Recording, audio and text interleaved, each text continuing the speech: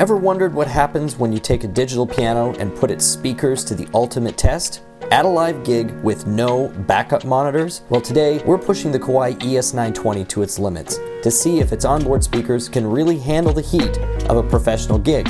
Let's find out if this portable powerhouse has what it takes.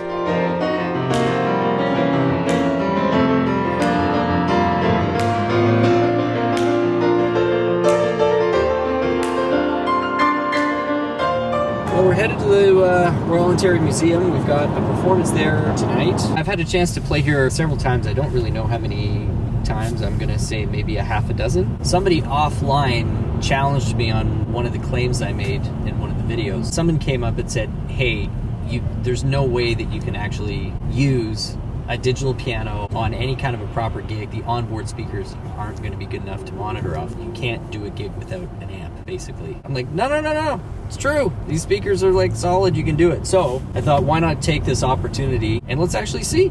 Let's see whether the speakers on its own are enough to sort of fill a stage space without the need to have an extra supporting amplifier. So we brought the Kawai ES920. We'll see how it goes.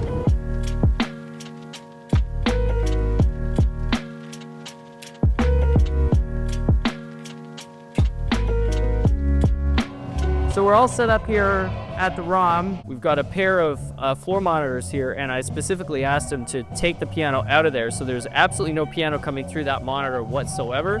All I've got at this point is just a little vocal so I can hear Justin. I was really worried that the speakers would sound more empty and a little too AM radio in this room, and it was the complete opposite. It was actually sounding extremely full. We'll see what happens when we get a few bodies in here, but so far so good.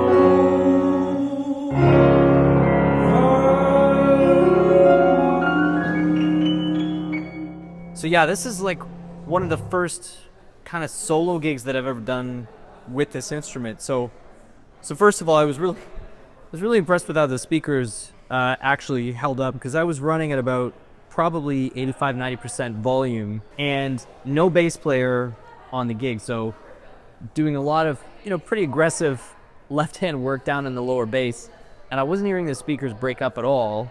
So that was interesting. But even for a room of this size, like, it was filling it. I did not at any point feel like I needed any extra reinforcement from the speaker. So that was quite the thing to actually like feel and see and hear in a real gig situation. Kawai digitals have this massive dynamic range. When you're playing solo on this thing in a real setting, that dynamic range is like inspiring.